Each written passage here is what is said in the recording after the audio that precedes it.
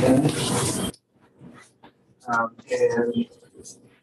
guess I probably won't give you much of a run-up, but I'll kind of just introduce you guys. You guys can take it away for a few minutes. Sounds good. Yeah, Usually we're just we don't here for public comment. Usually we don't get anybody any comments.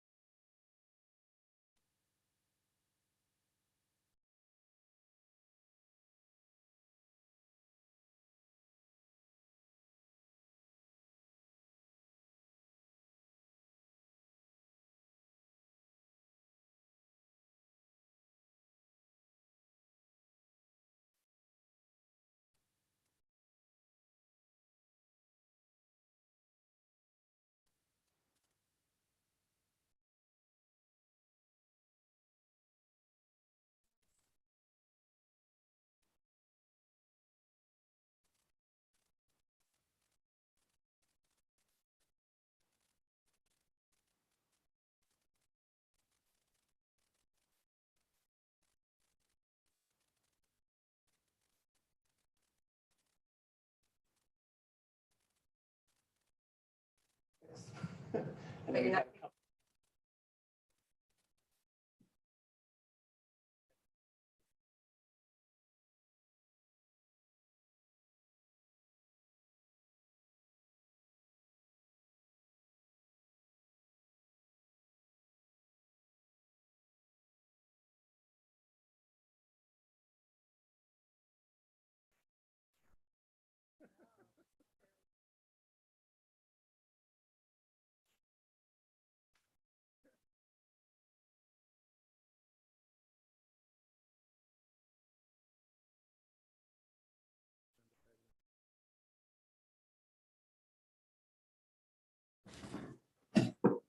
All right.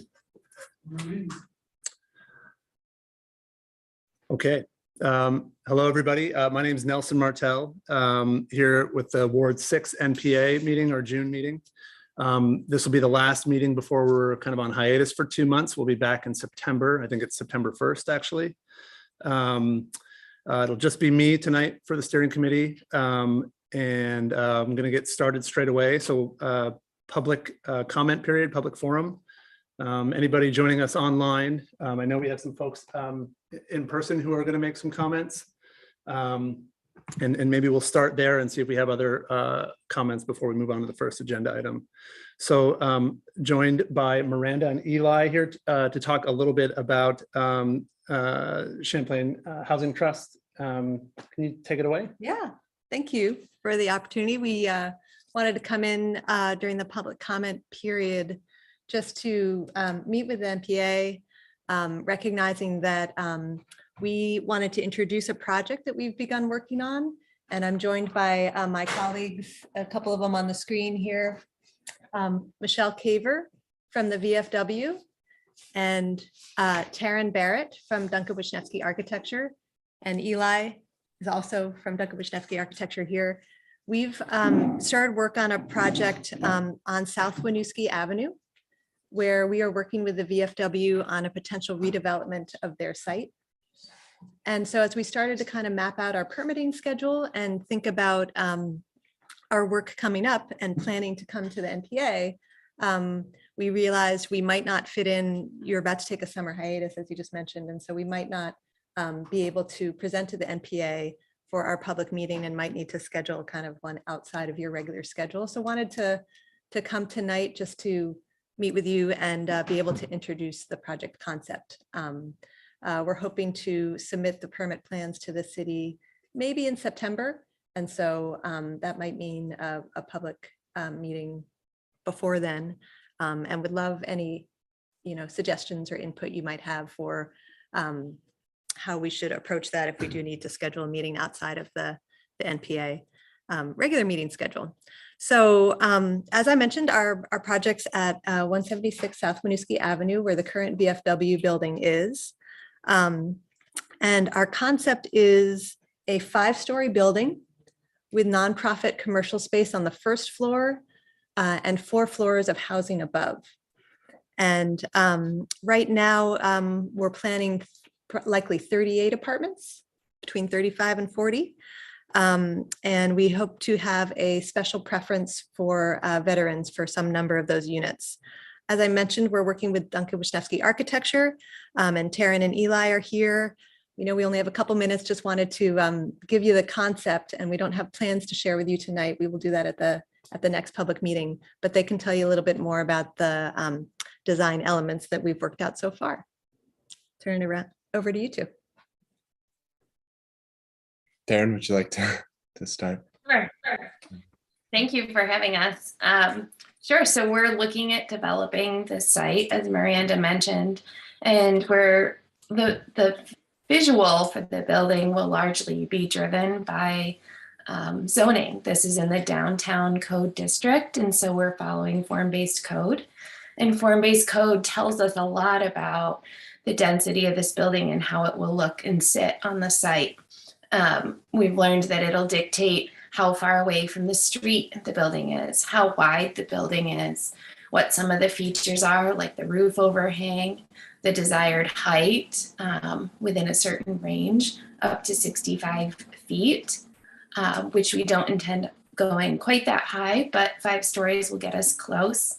The first floor has to be 14 feet. We have regulations on the minimum amount of glazing and distance between entrances along the street and windows, materials. And so all of these things are going to be influencing what the building will look and feel like as we get into its design further.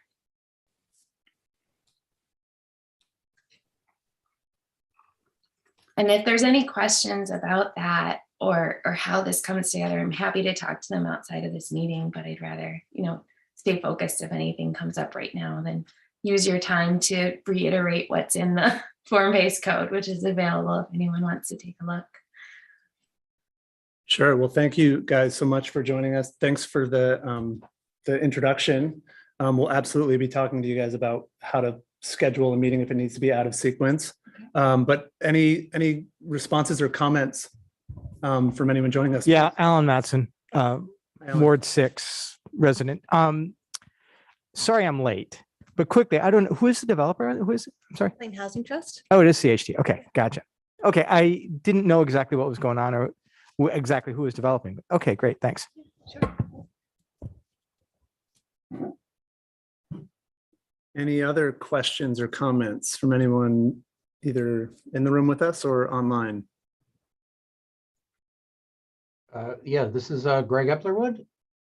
And yeah, I just curious as to where the VFW will be going. Great question. So the VFW is planning to sell the site to the Champlain Housing Trust, who will, with our co-developer Evernorth, develop the building. And our plan is at the post's request that then we would sell a portion of the first floor back to the VFW post for their use. So it would be a condominium within the building. Thank you. Welcome.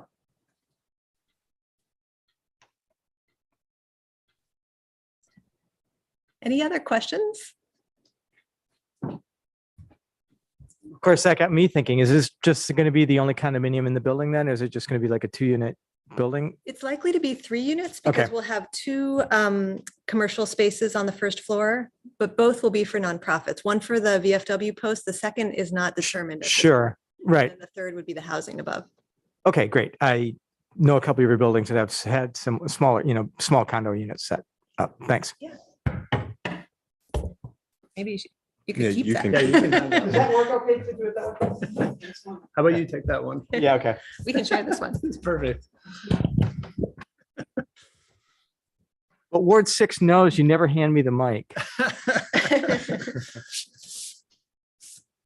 Any other comments for our guests? Well, thanks for allowing us to come during the public comment period. And we look forward to talking with you in the next couple of months about the community meeting where we'll get more input because we'll have some drawings to show. Perfect. Thank you so much for coming. Thanks, Eli. Thanks, Miranda. Okay. We're on to the first agenda item. I have a few comment. I have a comment. Oh, I'm sorry. Yes, Greg, any other comments unrelated? Please go ahead. Yeah, hi. For those who don't know me, I'm Greg Eplerwood. I'm the Ward 6 clerk. And in that position, I have to manage our local polls each election. And as you know, we're having a primary coming up on August 9th. And I just wanted to let you know, although it's a little bit back of the house, it is related to the workers who will be recruiting next month, that is in July, for the August election.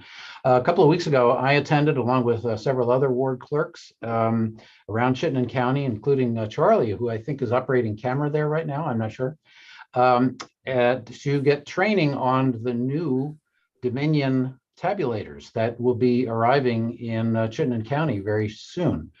The old ones, I think they said 15 or 20 years old, will be replaced.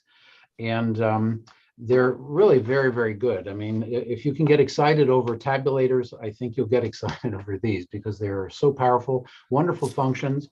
The sessions were, the session was conducted by Will Sanig. He's the director of the Vermont Secretary of State Elections Division, and a representative from the state service provider of the machines, Mike Carlson, I think was his name, who was there. And so I just wanted to give you a heads up that we will be recruiting workers again for this election, both the August and the November election. And just keep your eyes on Front Porch Forum and word of mouth, and we'll be looking forward to seeing you at the polls. Thank you. Great. Thank you, Greg. Sorry, I'm just getting up to speed here on my machine with the Zoom audience. Any other hands raised that I may not be seeing just yet? Okay. Okay, great. Well, so then I think that wraps up our public comment period. First agenda topic is the Isham Street gardening and other optimistic doings. Brian Chena is here with us. Brian, you can take it away. Thank you. And I'm joined tonight by one of our newer but very active members of Is Good, Molly Lawrence, who's going to present with me. May I share my screen? Do I have permission? Oh, I do. Look at that. Yes, please do. Can you see that okay? Yep. All right. So we're here tonight to present a call for citywide action to engage in mass gardening and other optimistic doings. And this is from Is Good, Isham Street Gardening and Other Optimistic Doings. And I'm presenting down here at a community meeting regarding the new pod village because I want to be part of that. So forgive me for being downtown. Hopefully there's not too much background noise. So we have here a call to action to the people of Burlington. Oops, did I just change the screen on accident? Nope, we're still seeing it. All right, I clicked on something else which is not confidential, but I thought I lost control of my screen. So this is a call to action for the people of Burlington to join in mass gardening. We can mend the social fabric that's been torn by the pandemic through the act of community gardening. Regardless of how many of our many differences, we can join together to cultivate the land on which we live, building relationships, developing community, meeting basic needs, nurturing beauty, spreading seeds of hope. And this call to action is inspired by the lessons learned through manifesting the vision of Is Good. Is Good, Isham Street Gardening and Other Optimistic Doings is a mutual aid and community building project that has transformed Isham Street over the past 13 years or so from being one of the most neglected streets in Burlington to being a model for how neighbors can improve their quality of life through social action. We learned that gardening improves quality of life. Through our community organizing around gardening and our good deeds, we improve the physical and social environments of Isham Street, and crime rates drop significantly when compared to surrounding streets. So this is a quick review for those of you who don't know what we do, so you'll get our call to action. We lowered crime rates so much that the police noticed, and we wrote a grant with them in 2014 to bring the knowledge and skills developed through the Is Good program to other neighborhoods struggling with quality of life issues. And I'll share these slides publicly if you want to read in greater detail. But there were significant changes in crime rates, and the only change that that the police could identify was the gardening and the community organizing surrounding it.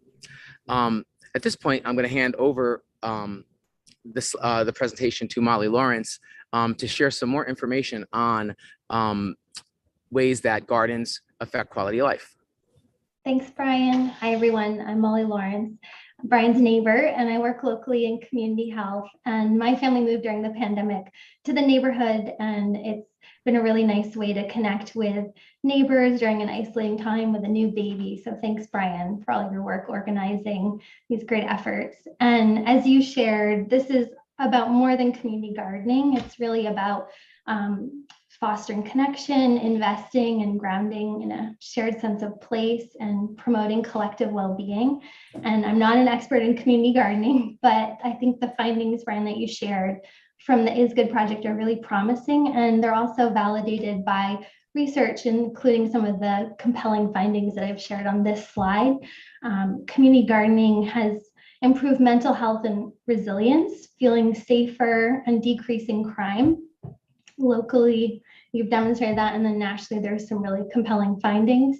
And during the past few years, many community members are reporting feeling increasingly isolated and experiencing an increase in mental health challenges. And I think this is an especially important time to invest in community interventions like this that promote connectivity and well-being and connection to the environment. So we wanted to share a little bit about the benefits that you can see for mental health and well-being, and some really amazing research coming out of Philadelphia right now. Every dollar invested in greening saved $333, they calculated. So that was really compelling. I think we can move to the next slide, Brian. Thanks.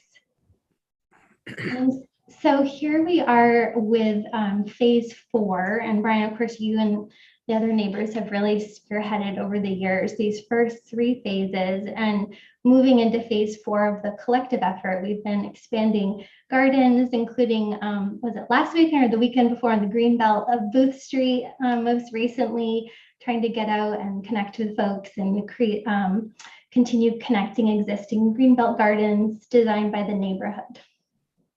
Thanks, Brian. Thank you. So as we are implementing phase 4, we're calling on the rest of the city to join us to begin phase 5, which is to connect and grow other existing community gardens across the Old North End and around the entire city.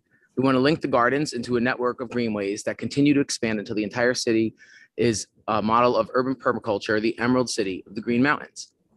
So this is just an example of where we're at now. You see phase 4 creates an intersection between 2 greenways in the Old North End, the Wiggle, which goes from Loomis to North Union to Grant to Peru to down Sherman to Battery Park, and the phase 4 of Is Good, which will cross at Loomis and Booth, but then link to Pomeroy Park. But here's an example of like what phase 5 could look like. So phase 5, as we continue to expand, you see the neighborhood around the park begins to green and the garden ways begin to link. And if we do the same thing over by Roosevelt Park, you can see here how you could pretty easily, Decatur Street's an existing green, Green Street. We could pretty easily link all of these parks and green spaces into a network in the Old North End. The question is, what can you do in your neighborhood? And that's why we're here tonight. We have a call to citywide action to engage in mass gardening. So to start, we would ask, we're just encouraging people to do things that are simple, like pick up trash or waste as much as possible, consider ways to green up your property and to eliminate blight, talk with neighbors about the vision and see if they're interested in any kind of involvement. Do you want to read some, Molly? Sure. Yeah. Help your neighbors take care of existing gardens. That's a big one. Always looking for people to water the gardens, address blight where you can.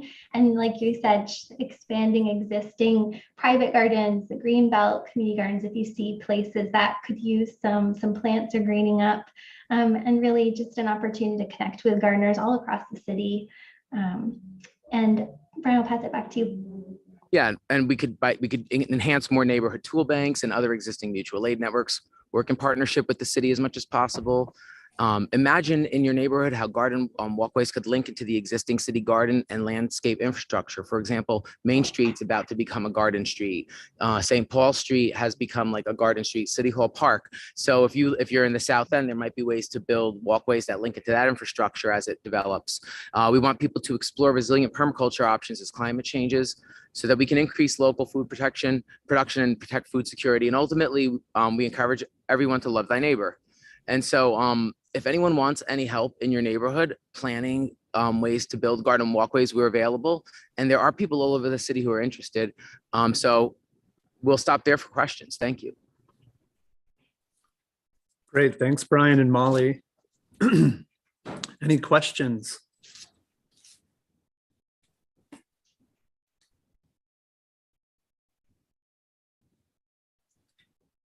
I'm not seeing any hands raised, but I think it's really intriguing what you're doing. I'm excited and actually kind of inspired by your maps to go take a tour through the neighborhood.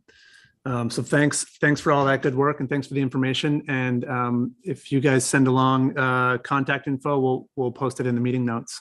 Thank you. I just was sitting there thinking, actually, hey, Brian, Alan Matson. Hi. How's it going? So up in our neighborhood, recently they put the rain gardens in the street. They were installed last year up on the top of the hill, fairly close to here. And right now, I think the city is still supposed to be doing some of the work in those. But, are those, I don't know if you know what was done there, but when you said you did bump outs, was that something you had the city do for you, or how did you do the bump outs in the street? Because that's really what the city has done for us. And I think we may already have built-in opportunities to take these bump outs a little farther even than the city has with their water remediation ideas. Yeah, so you get the gist of this, which is like looking at existing infrastructure and enhancing it. And we on Isham Street, we had a crumbling street. We had no bump outs. All the trees were dying because trucks were killing them, bringing like supplies to Burlington Health and Rehab, and it was very blighted. But when we asked the city to work with us, we asked for the street to be repaved. We asked for bump outs and trees. We asked for sidewalks to be fixed. Over time. They listened to us and worked with us, and they put in bump outs, they put in trees. As those trees have succeeded, they've been putting in more. They've been they repaved the street and have been fixing the sidewalks. So but then they're on Booth Street, they have different infrastructure. So what we're trying to do now is, now that the infrastructure of the weakest link has been mostly fixed, we're trying to enhance the existing strengths that are along those other streets where there are bump outs and rain gardens. So if you have them in your neighborhood, that's a great opportunity to start in those places, start in the places that are already gardens and see where you can strategically expand and connect them. So great. Okay, thanks. And one thing I will say is that we get grants from various sources over the years, including CEDO. But we also, once you have perennial gardens, you have to divide them every year. So like it's exponential. Like as we're planting these gardens and you have to divide them, it like doubles and quadruples. So if the whole city starts doing this in like 10 years, we could probably sell our plants or something. So give them to Anuti. Brian and Molly, thank you very much for joining us. Thank you. Sorry, if you can hold on one second. Looks like we have a hand raised. Rebecca. Yeah, I was just going to say that if you don't know this already, the library downtown has tools that you can borrow, like rakes and shovels and so forth. I'm not sure what the inventory is right now, but you can borrow them just like you borrow a book. So if people are needing something like that for short term. Thank you for sharing that. That's an example of the tool bank that we were talking about, but there's others too. So it's good for us to know, like the library is probably one that everyone with a library card could use. Is that correct? Yes. Yeah. So thank you for sharing that with everyone. Very cool. All right. Thank you very much. And we will get your info posted into the notes. We're going to move on to the next agenda topic, which I see we have Mariah and Evan with us from the Burlington Partnership for a Healthy Community. Mariah and Evan, do you guys want to take it away? Sure. Thank you so much for having us. I'm going to share my screen as well, as long as that works. Hold on.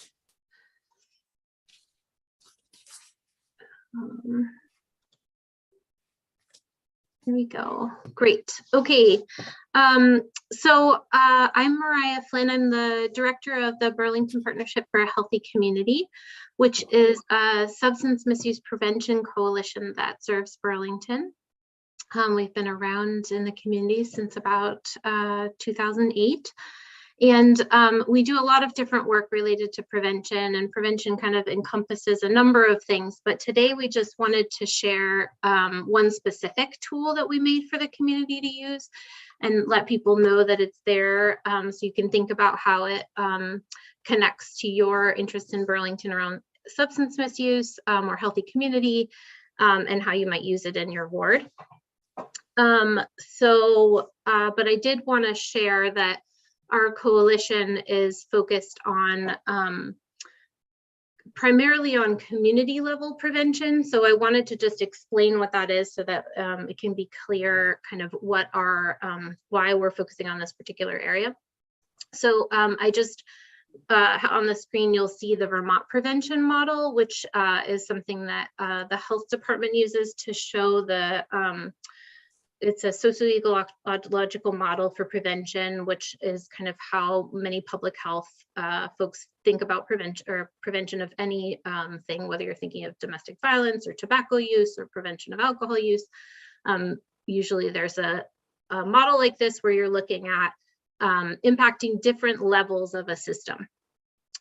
So the most effective places, or at least where you have kind of the biggest level of impact, is looking at the policies, systems, or the community levels. And so the work that we're doing is really focused on those two circles around policies and systems and community, but mostly at a Burlington level. But there are lots of other organizations doing great work that hit some of those other levels. So when we all impact various areas, that's how we can do effective prevention. And we also do some work in the relationships and individual level. So the example maybe that Brian was talking about, Brian and Molly were talking about around the connections and the relationships that get built around community gardening can be a great prevention tool too. But that's at probably the relationship level. And so we're going to talk about some of another level. So we've created, oh yes, I added little arrows there and I forgot about that.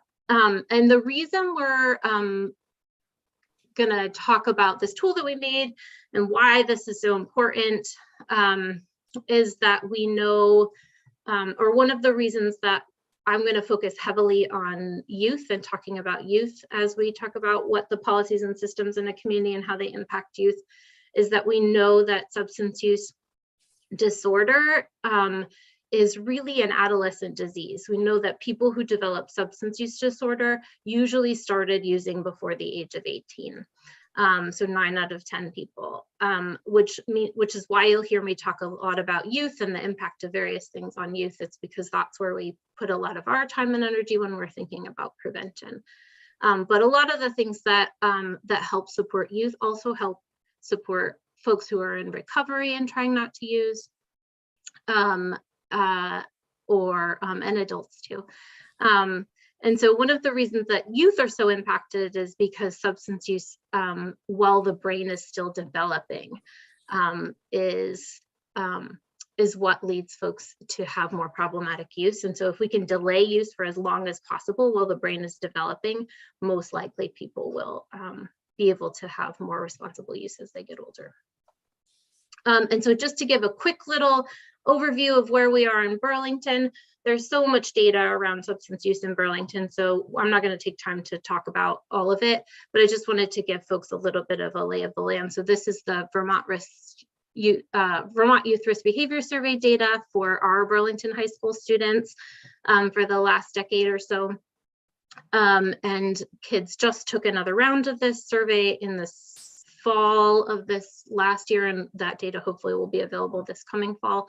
But one thing that you can see is that we've had kind of a little bit of ups and downs in alcohol use here. Cannabis use, though, is on the rise for youth, as well as electronic vapor products, both use of cannabis and tobacco or nicotine in those products. And then we're seeing some decrease in cigarette use and prescription drug misuse. So there's some places to be thinking about how we help support youth more, and some places where we're seeing some success, and we want to keep building on that success for kids. And you know, we could talk about data all day, so I'm just going to give you that quick little snapshot. So one of the things that we know is that what can help prevent and delay use for youth is to make healthy choices the easy choices, both for adults and for kids, because we know that kids are highly impacted by what adults in the community are doing as well. So we created a tool to help us see how easy we're making healthy choices for people when it comes to substance use, legal substance use, I should say. So we've, in 2018, we did an assessment of all the tobacco and alcohol retailers in the Burlington community. We did what we call store audits, where both staff and volunteers and health department officials went and to all of the retailers in the community, and we looked at things like how much advertising do they have? Is the advertising outside the store? Does it light up? Is it under 3 feet?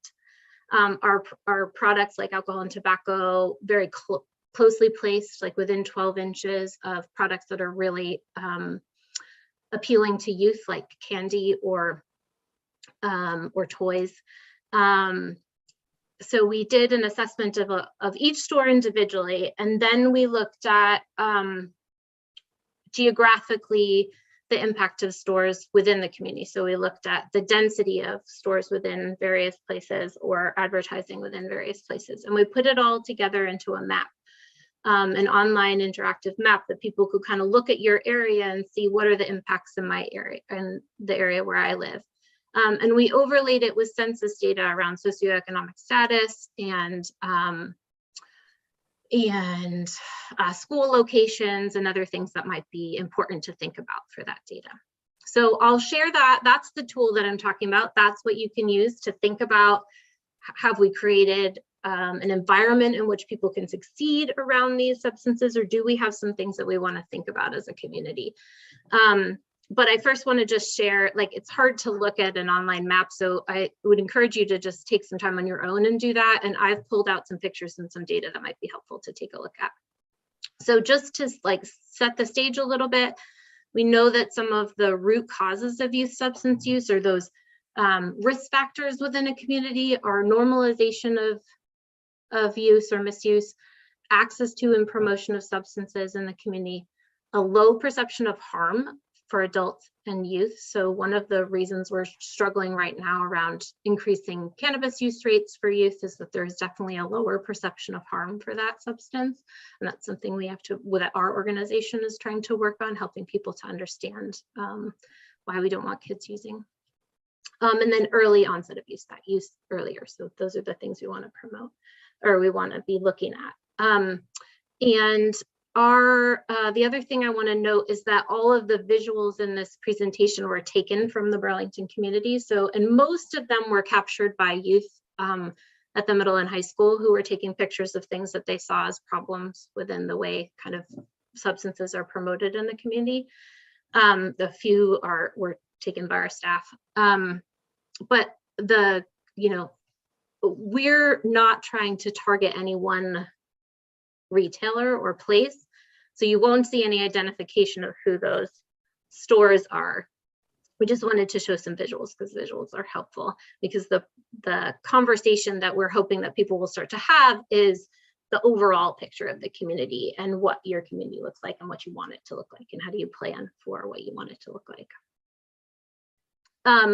So one of the risk factors for substance use is that if community norms are unclear or encourage use. And so one of the things we found in some of the assessment that we did, and actually I'm going to take a quick note, I forgot to mention that like I said, we did an assessment in 2018, and we have updated the maps with a few things that have changed since then. But the advertising data is definitely from 2018, but most things have not changed around that in our community. We are currently in the process of working with Department of Liquor Control to update all that data. So by the end of the summer, hopefully, we will have new data from 2022 that we add to that map. But most of this is has stayed pretty standard in the community for a while. So in Burlington, we know that we have higher rates of alcohol retailers who have ads on the outside of the doors that are visible from outside of the doors and windows of the store that are visible from outside. And we also have more advertising inside the stores as well. And I should say that while we did this assessment in our community, other communities across the state also did it as part of some Department of Health funding a few years ago, which is why we were able to compare with other areas.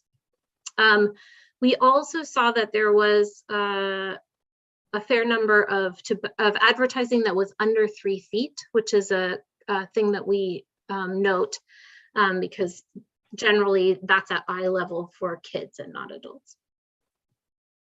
And so I pulled out this visual for your community, which I think is helpful for this ward, as most folks I am imagining have students at the at Edmonds Elementary and Edmonds Middle School. One of the schools that we found that had the highest percentage of tobacco and alcohol retailers within like a short distance of the school was Edmonds Elementary and Edmonds Middle School. And some of those, are either close by or within your ward. So that was one thing that the students noted that they were concerned about. And I just wanted to quickly highlight, well, I'm not gonna focus on it much today, is that there are things that are protective factors, things that we can do and that are happening in Burlington that are also encouraging non-use and are supporting healthy choices for kids, like our smoke-free zones in some areas, like our prescription drug take back boxes. So there's a lot of great work happening too. And just, this is the work that I do all the time, looking at data around this kind of thing so we can have conversations about it as a community. So in case folks aren't as exposed to this kind of data as much as I am, I thought it might be helpful to just include a few notes in here. Basically, the kind of key takeaway is that youth and kids are much more influenced by advertising than adults are, which you probably know already. For any products. But one of the things that we find across alcohol, tobacco, and cannabis is that kids are being exposed at much higher rates, and that exposure means more for them than it does for adults. And I included cannabis or marijuana advertisements here, and in both I just use the language that the research uses. So you'll see that there's marijuana and cannabis are kind of used interchangeably, which isn't always fair, but I wanted to represent the data the way they represented it. So I use that because there's so much conversation happening around cannabis right now. I thought it was really important. But one thing you should note is that this is pretty much the same for alcohol and tobacco. We're seeing that exposure to that type of advertising kind of increases the likelihood that either youth will use or that they'll have favorable attitudes about use, which we know that in time leads to a higher percentage of folks who will initiate use. So now on to the story map. And I'm gonna see if I can just, it'll let me click right on that. Will, okay, great. So I thought I would just like quickly show you a little bit of a visuals, and folks on your own time can take a look and kind of play around with it and think about how you might use this to help stimulate some conversation about what we could do differently. So this is the story map. It's just an online map. There's some kind of preamble of the types of things that I've gone over in my little presentation. What is the problem and why do we care about this type of stuff? Like I said before, all the visuals that are in here are kids in our community, images from our community. We're not taking any, I don't think I've used any images from anywhere outside of Burlington. But the thing I wanted to show you was the maps. So, so there's 3 different maps on here that you can take a look at and play around with. This one is looking at location. So where are the retailers in the community that sell substances?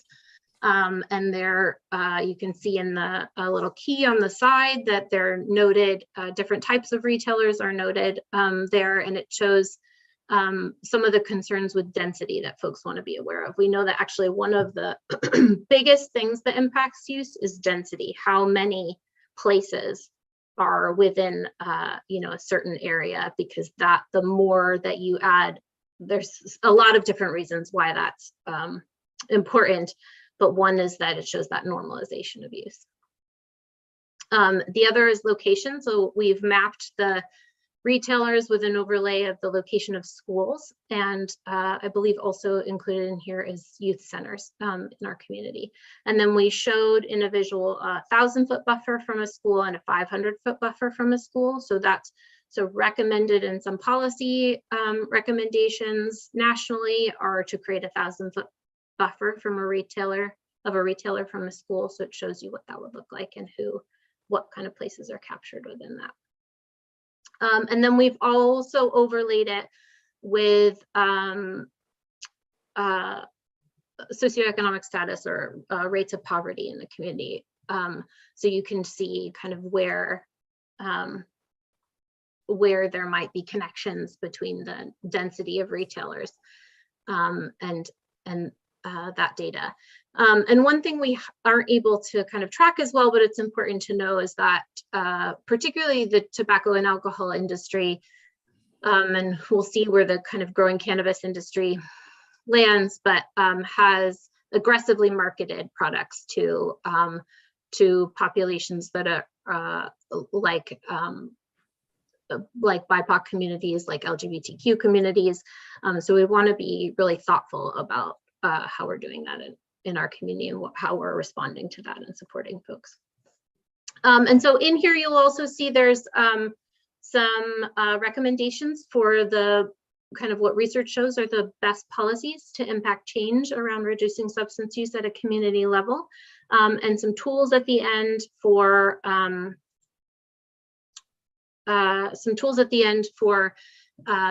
how you can learn more, how you can work on this at a community level. In this, I'm not going to go into great detail in this presentation because I wanted to give some time for questions, but in here I've also listed some of those recommendations, but they're also on the story map. And so the kind of summary that I just wanted to leave folks with is that we know that the earlier people start using substances, the more likely they are to develop problem use. And the substances that kids almost always start with are alcohol, tobacco, and cannabis. And sometimes in any, they can start on anywhere on that spectrum. And so the goal is that we delay youth use for as long as possible while brains are still developing, and that social norms and access to and promotion of substances is known to increase underage use. So communities can do a lot to limit that exposure by thoughtfully considering about how we allow advertising, how use in public spaces, density of retailers, and norming of adult use.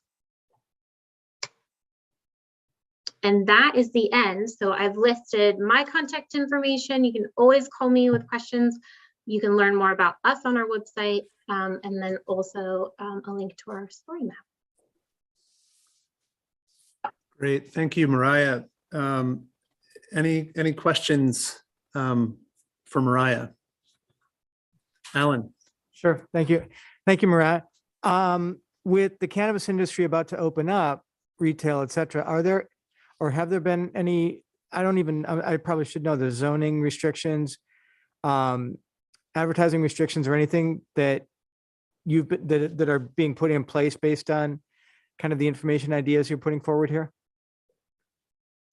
Yeah, Such as so buffers around schools, et cetera. yeah, so the Cannabis Control Board is still working all of that out. So that's the board that will decide what the regulations are for the state that have to then be approved. So all of those things are still a little bit in process, but what they have recommended is a 500-foot buffer from a school. From a school campus, I should say. And then there are some restrictions on where advertising can be when a certain percentage of the population that visits it frequently is youth. So there will be some restrictions that are kind of standard for the state. And then beyond that, communities or municipalities can do additional restrictions as they see fit. And have the communities that have basically green lighted retail, have they started doing any of the restrictions on it, or are they waiting for the statewide board to make their first round of regulations? I think it's kind of all over the place in Vermont right now. So I'm connected to other prevention work happening in other communities through other coalitions like ours. And I would say that like all the towns are grappling with this question that you're bringing up, which is really important. Some are like digging right in and starting that work now. And the Cannabis Control Board did include in their regulations that that you really have to make some of these policies before retailers start, because once a retailer kind of has a license and is in a location, they're automatically grandfathered into whatever policy is made afterwards. So if you say put a 1,000-foot buffer from a school, but there was already a retailer who had started, that place would be grandfathered in basically. So so you'd want to be doing this work sooner rather than later. Thank you. Thanks, Alan. Any other questions?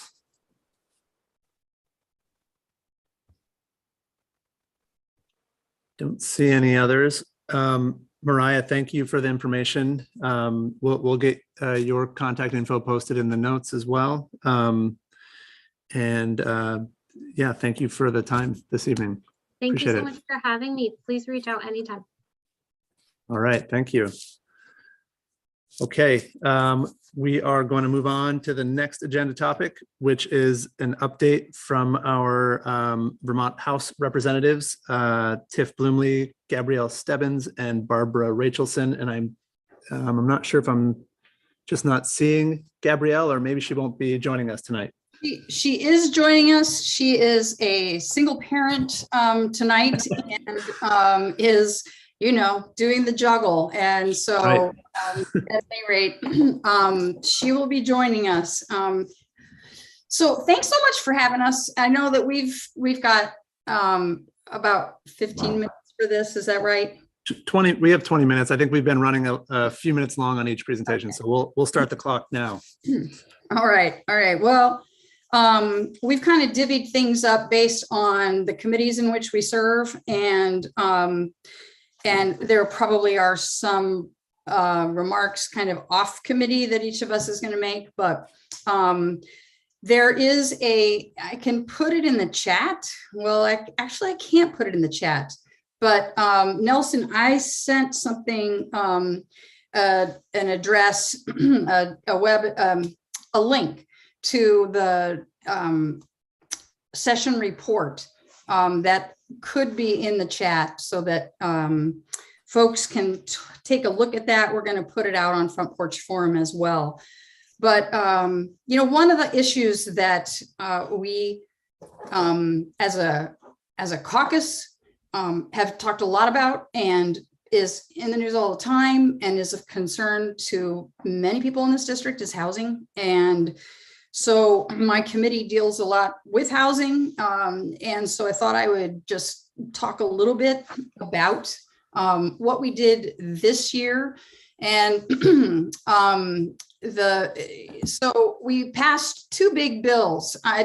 For a little context, over the past 3 years, the General Assembly has committed about well over $300 million to housing, and roughly half of that from COVID relief funding and half from the general fund and the property transfer tax. And we've spent it on a wide range of things, constructing new housing, bringing rental properties that are offline because they're not up to code back online, providing emergency services to folks to support them if they don't have a home, incentives to develop accessory dwelling units, and down payment grants for first generation home buyers. This year, the legislature appropriated over $90 million for housing projects. And the federal money was really, really important, obviously, because we've never been able to make these kinds of investments in housing. And we're making up for a lot of lost, opportunities to invest in housing. There are kind of three factors that contribute to the housing shortage. One is a stagnant growth in developing new housing. There's been an 87% drop since 1980. And Airbnb rentals have taken a lot of rental units off the market. Also, all of the properties that are not to code and are stand vacant. Underinvestment. We've kind of rated the property transfer tax that is supposed to, at least 50% of it, go towards investments in housing and conservation. And we've nibbled away at that and never given, or maybe just in 2 years have given the Vermont Housing and Conservation Board what statutorily they are allotted. And then finally, zoning that discourages density. And so this year we had two major housing bills that tried to address a lot of all those things. One, to dedicate $20 million towards forgivable loans to property owners to bring rental properties that aren't up to code back online. And we also put in $22 million to subsidize new construction to lower costs for middle income home buyers. That's the governor talked about the missing middle, and that was a significant commitment. About a third of those units will actually be perpetually affordable. And there is $1 million for down payment grants for first generation home buyers. We embedded in this legislation were reforms of zoning laws and expanding tax credits to encourage development and density. We added additional protections from discrimination and harassment for renters and home buyers, as that has been, testimony has reflected that that's been a real continued problem. We created a contractor registry to protect against consumer fraud in residential construction projects with a value of over $10,000. And we have invested $50 million in low-income affordable housing through the Vermont Housing Conservation Board. And that I think we all feel as a legislature really proud of this legislation. The other things that I'll just mention quickly are, we made significant investments in childcare, $15 million. We also had there were certain populations that the Committee on Human Services turned its attention to. One, expanding the options of places where adults with developmental disabilities can live. Education and coordination for families and caregivers of people with disabilities, and Alzheimer's, and then patient choice at the end of life allowing a patient to have their meeting with their medical professional online, which obviously would be really important for certain patients who are not able to travel great distances. And all of these, I think, were in terms of kind of investing in human beings and their well-being. I think these are real marks forward. And I would just say personally that my disappointments were our failure to take up paid family leave. The women's prison, where I think that discussions have been really focused on the actual building and not the programming, and alternatives to incarceration. And finally, the failure to override the governor's veto on and the governor's vetoes in general, because we came up with some really good bills that we're going to have to take up again next session. So I'm going to turn it back now over to Barbara. I don't even need to say anything. I'm just turning it over to you, Barbara. Thanks. Hi, everybody.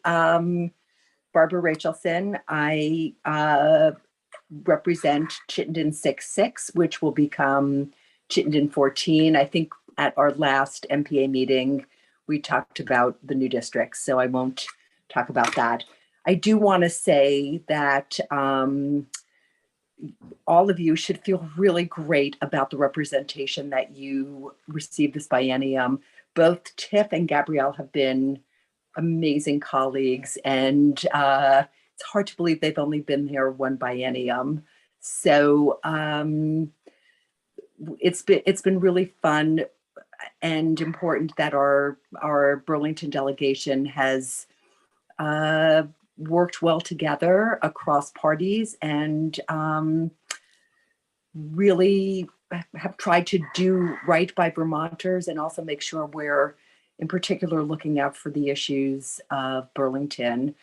Obviously, weighted pupil, the spending formula was a big, important development that so many of you that are listening, and in particular school board members and advocates, like really helped with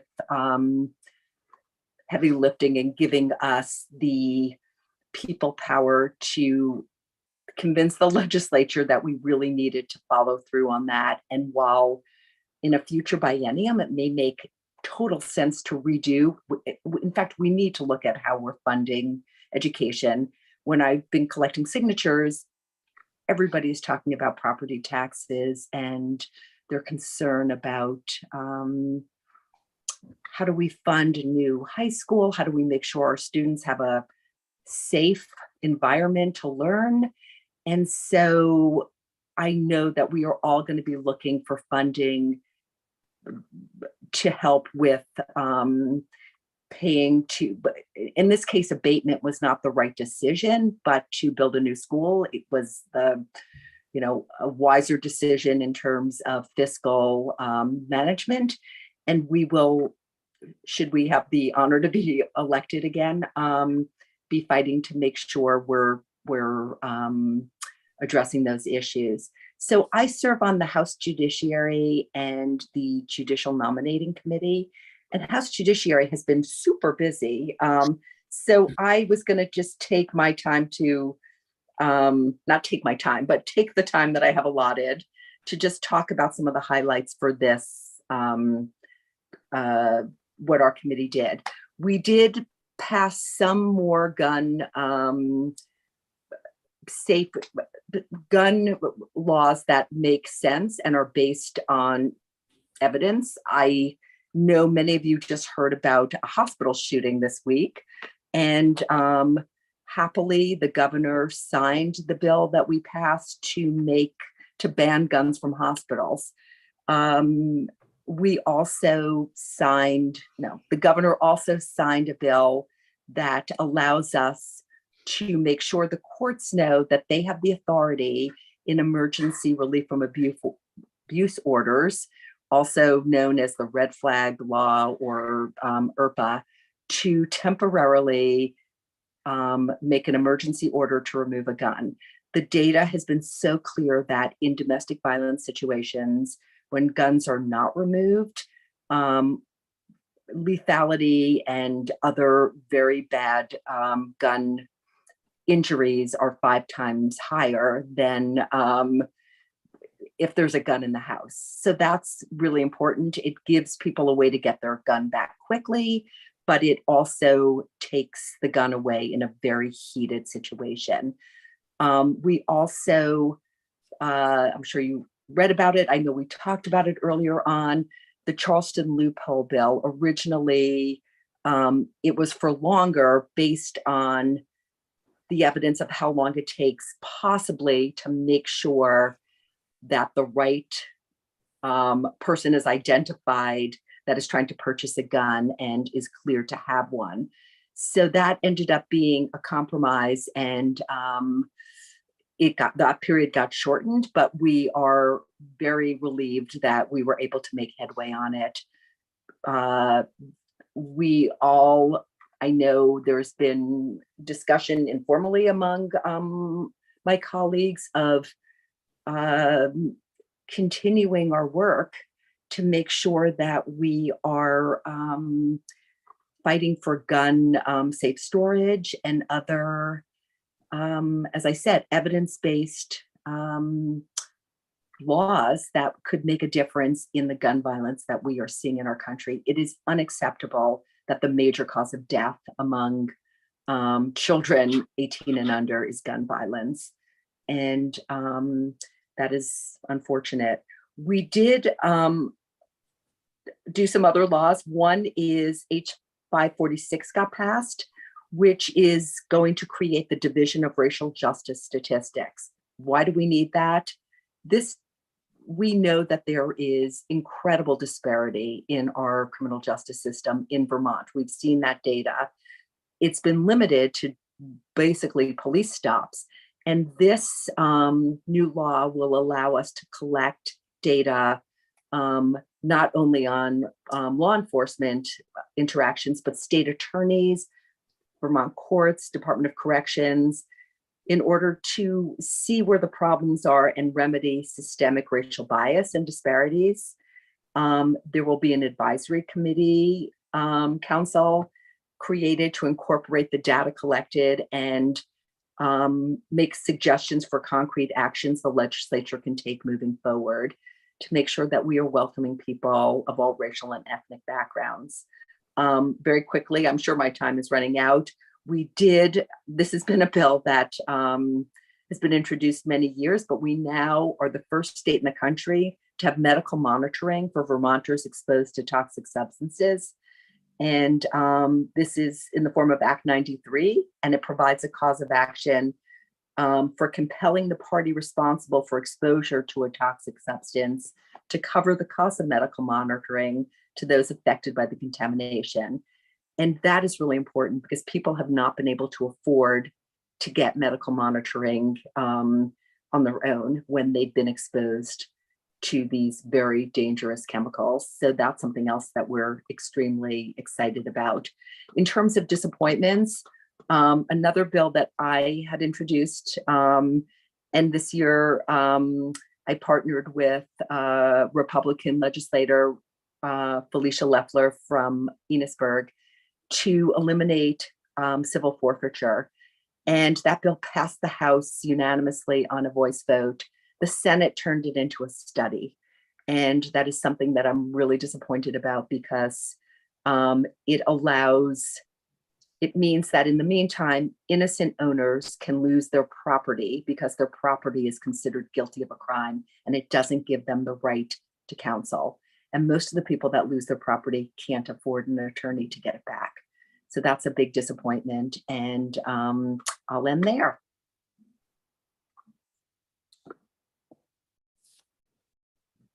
And turn it over to Gabrielle. Okay, sorry, thanks. I was looking for my mute. So I have the area of sort of climate, environment, water quality, that sort of thing.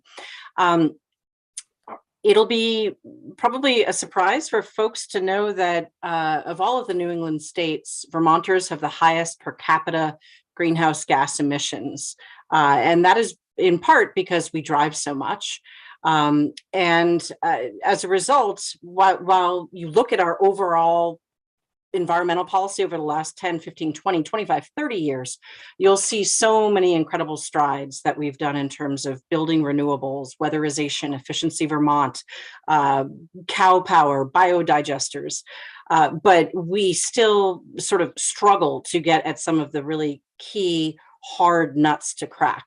And one of the things that happened before my time, right before Tiff and I came in, was the passage of the Global Warming Solutions Act, which actually said, okay, Vermont, instead of taking these individual pieces, you've got to go at this as a holistic approach, which resulted in the first Vermont Climate Action Plan. You guys probably already know all of this, but I highlight it because it highlighted from the first Climate Action Plan, which was released, I think, in December of last year. Basically, it said, in the transportation world, we should join the Transportation Climate Initiative, which unfortunately 2 weeks before we would have maybe, actually, I drafted a bunch of bills or had a bunch of bills drafted to initiate and join the TCI. It's a regional approach to reducing transportation costs and emissions. But two of the states that were actually key states, linchpin states to make that policy work, Massachusetts and Connecticut, had bowed out. So that was a key piece of where our emissions come from, where our costs go for Vermonters. I think a lot of people are feeling a lot of pain at $4.70 at the gallon. So that one went aside. I'm sorry to jump to the disappointments right away, but that was outside of Vermont's control in some way. Another piece was the Clean Heat Standard, which was supposed to really focus in on how we heat our homes. A lot of us heat our homes through forms of fuel, maybe not here, because a lot of folks here heat their homes with VGS, with Vermont gas, but many, many other Vermonters heat their homes with wood or oil or propane. And those types of heating fuels, it's harder to regulate because they're not regulated from the state level. Long story short, that one we lost. The governor vetoed it, and we lost it by 1 vote on a veto override. But all of that being said, we did do quite a bit. First of all, the Climate Action Plan said, wow, if you're going to reach these Global Warming Solutions Act goals, you're going to have to do all of this in weatherization. You're going to have to do all of this other amount of work in terms of shifting away from fossil fuels. You're going to have to do all this other work in terms of having, electric vehicle charging stations or buses or ways to commute that aren't so fossil fuel intensive. And so we ended up landing with $1.5 million to support trades in work-based learning and training programs, $3 million in trade scholarships, about $15 million in career and technical education, construction, experiential learning, about $2 million for folks like Audubon and Vermont VYCC, folks that are really bringing the tools of how do you have a job that can make a difference, but you're starting at the beginning and, you can make a decent living. So that's my favorite part of what we passed, only because it's a win-win-win. We have folks learning trades, they're going to get good, meaningful jobs, and they're going to help us reduce our costs and our emissions. We passed a bunch of bills regarding protecting biodiversity. We did pass our first ever environmental justice policy bill. We passed a lot of money to address water quality. This is with regards to stormwater retrofit projects, community scale water and decentralized wastewater projects, how to address toxic wastes, helping municipalities. We see more and more flooding events, how to help them actually process all the water that's coming through. In terms of transportation, we put aside 18 million or so for electric and high efficiency vehicle incentives, bicycles. This is everything. Quite a bit of it is actually earmarked towards low and moderate income Vermonters. And it's not necessarily just electric vehicles. It's also just more efficient vehicles. We did secure through June of 2023, fare free again, which for folks who take the bus, it's amazing how how much of a struggle that was. It was really just the Burlington region that wasn't going to get it. Everybody else in Vermont was going to be able to continue getting fare free. And it was sort of the Chittenden County area that wasn't going to be able to continue to see fare free. Ironically, if you're fare free, you have fewer fights. You have less passing of potential germs. Think of COVID. The fights because someone only has 95 cents instead of the full fare. And so there are multiple reasons why it helps to have fare free, but the truth is it still costs something. So we're going to continue this through June 2023 and do analyses with Green Mountain Transit to try and figure out how do we move forward from here? And finally, after many, many years of trying to identify quite a bit of money for weatherization and efficiency, we have about $80 million for essentially making your home tighter and more efficient. We have $20 million for upgrading home electrical systems. If you think of a home having a heat pump water heater, an electric vehicle, all of that means you might have to upgrade your overall panel. Quite a bit of money for advanced metering and $45 million to help our municipalities, because if our towns are paying for, high cost fuels, then so are we. So $45 million to help our towns and cities with technical assistance, energy assessments, and to weatherize their properties. There's a lot more to be done. We had 2 years of incredible funding. But I think the hardest part moving forward is we know we're not going to have that. And frankly, where I found the hardest part was when we actually spoke about policy and how do you, if we know folks need to get around, but we also know folks don't want to pay for other folks to get around, how do we balance that policy to really communicate and develop the neighborhoods and the towns that we want here in Vermont? So a lot of great work. A lot of work to be done. That was a lot. You guys are busy. Thank you so much for all of that information. Tiff, I did receive the link. We'll make sure that we post that with the notes to get the kind of full rundown. Any questions for our representatives? Connie.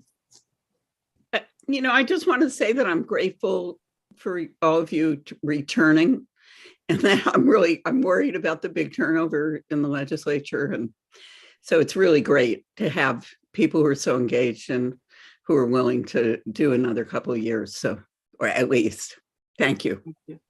Well, thank you.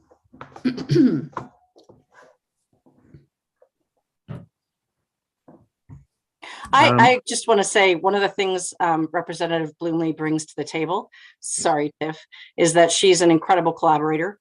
And thank you, Representative Rachelson, but part of the reason why the Burlington community crossed every type of party line and really came together multiple times was because Tiff kept saying, let's work together. So I'm so grateful that I have these two people here to work together. And it does mean that we bring a lot more to the table and, for lack of the better term, a lot more firepower. Great. Well, thank you all. It is great to have such engaged representatives, as Connie said. So thank you. We'll post the full report in the notes, and we're tracking behind on schedule. So I'm going to go ahead and move us to the next agenda topic, which is an update from our city councilor, Karen Paul, Ward 6 councilor. Hi, Karen. Thanks for coming tonight. Thanks for having me on a fairly good evening. Maybe not 80 degrees, but maybe that's why we're all able to be a little bit more comfortable being inside this evening. There's always a lot going on, but I'll try to just raise a couple of issues, and then I'd rather hear from others. And in the interest of time, I'll try to keep you a little bit closer to being on time. So as many of you are aware, we had a population shift in the city of Burlington. Our population increased, and it, like most populations, it did not increase equally everywhere. So we need to redistrict. On the state level, they call it reapportionment. On the city level, they call it redistricting. And we're down to 3 different map configurations that are that we're considering. Returning to the 7-ward map, which is what we had prior to 2015, the 8-ward map, which is what we have now, or there was an interest in having a 12-ward map. Haven't made a decision about the number of counselors. Some people want 12, some want 14, and there are some who want 8 wards and 16 city councilors. This Monday, the 6th of June, we're going to have a community forum on redistricting. Anyone who has an opinion that they would like to share, a perspective they want us to hear about, from 6 to 7, we will be taking information from the community on redistricting. And this is about, I think, the 6th or 7th opportunity that people have had over the last year to speak with us or the ad hoc committee about redistricting. And then after that, we will try, I will be encouraging the council to try to narrow it down from 3 configurations to at least 2. And maybe if we're lucky, we'll get down to 1. And then we will work on figuring out exactly how that map is going to work. There definitely are going to be some changes no matter what ward and then what number of wards we go to. And there are going to be some changes towards 6 in particular. The other item is the budget. We've had all of our budget presentations by department, and we will have another opportunity to talk about the budget next Monday and the Monday after, which is the 13th. And then on the 20th, we have to vote. Our charter says we must vote on June 30th, and we try not to wait until the very last meeting. We try to do that on the 20th, if not the 27th. With the exception of 2 departments, every other department has been responsible for some amount of budget reduction. Not a lot, but and it has not been related to services, but mostly, if I could encapsulate how most departments are trimming back, it's in the areas of travel, outside consultants, and subscription services. As best they can, nothing that impacts the taxpayer. Then we're in the midst of union bargaining. That will go through the summer, although there may be some that we will be able to settle with sooner, but we have 4 unions and we are working on that now. Burlington Electric is going to be coming to us this Monday with a rate increase. It's not huge, but then again, it is. So, certainly concerning, and that's why it's being placed on the deliberative agenda. It's 3.95%. We're in the midst of dealing with commission and board appointments. That will come to us probably on the 20th as well. And then the last thing, and certainly I hope everyone will feel is good news for the city of Burlington, is the recent announcement by the 3 local partners of City Place that the phase that we most commonly refer to as the pit is now being run by the 3 partners, the 3 local partners, one of which is Dave Farrington, who's a Ward 6 resident, and Don Sinix is no longer involved with that phase of the project. So we'll look forward to being able to support a project run by local people and hopefully some activity there in the not too distant future. That's about all I've got. Thanks, Karen. Any questions for Karen?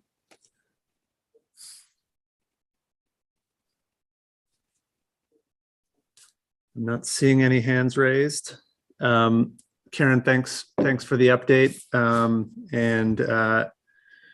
Yeah, a lot of important things coming up for the city.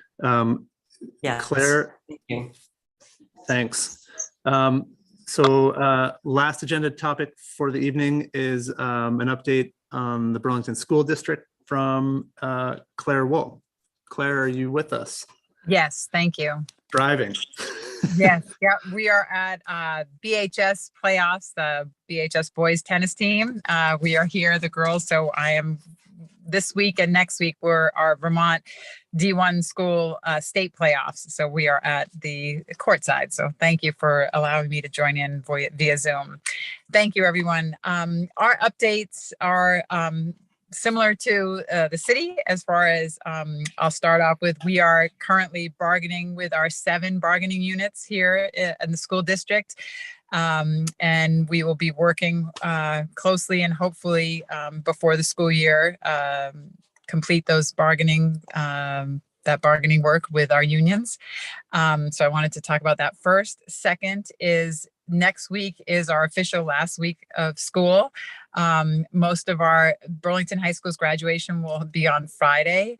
And the middle school's celebrations of learning will be on those Thursdays, and the elementary schools as well. They're all of our last days of in-person learning will happen next week. So it's a very busy and exciting time of year. And we're appreciative of all the faculty and staff and families that have been so supportive this year. We still do our daily emails to all our public school families about COVID cases and counts. And fortunately, it has been low in the last couple weeks, but it does tend to spike every now and then. We are just very grateful that we have completed the school year with our schools and all our faculty and staff and families. The biggest item we are working on as a district is our future Burlington High School and Burlington Technical Center at 52 Institute Road. 4 weeks ago, the board approved the concept C. We had 5 different concepts that were approved by the board to move forward to schematic design. And we will be bringing to the public our next phase of input and engagement on June 14th. That will happen in person at downtown BHS. And we will be publicizing that through our NPAs now, and also our North Avenue News column, our school board column. I give a timeline of that update on that project and the bonding that will be coming to voters in November. And so please, if you're available to come June 14th or via Zoom, it'll be a hybrid. That'll be the next public engagement of updating. We have worked with the mayor and Council President Paul on communication and being a part of the city council meetings starting later in June throughout the next 5 months as we tackle the large task of bonding for this, our one and only high school and our tech center. And so we feel that it is incredibly important to work in collaboration with city council so that everyone is informed, all citizens are informed, and our communication is clear, and there's a roadmap for citizens to follow and support. Lastly, there was one other thing I wanted to share. I think that was, we have a school board meeting this Tuesday, and we will be discussing in the month of June exactly what that bonding amount will look like, and funding, cleanup of the site, and the different aspects of the project as a whole, as an entity. So this coming Tuesday, we have a school board meeting, and then we'll follow it up with the 14th, our public engagement, and then we have another school board meeting on the 21st. And then we will be meeting, we will be coming to City Council on June 27th. That's what I have so far, but happy to answer any questions. Any questions for Claire? I'm not seeing any, Claire. Well, I guess I have one. How is the tennis team doing? The boys are second in the state and the girls are second in the state. So the boys will chase after St. Johnsbury for the D1 title. We hope if all goes well, and the girls will chase after Stowe and South Burlington for the D1 title. So thank you for asking. All right. Any other questions for Claire? Okay. Thank you. Thank you, Claire, for making time for us tonight. Thanks everybody who took some time out of their day and evening to share updates with us. This will be the last meeting for a couple of months. Like I said at the beginning, we're off in July and August. The next meeting will be September 1st. We are looking for steering committee members. So if anyone here who's stayed to the bitter end of this meeting wants to help us out, that would be fantastic. Or if you know somebody who might be interested, it is a relatively low effort opportunity to participate and speak with all of our elected officials and stay tuned to what's happening in our community. So we would love to have you join us.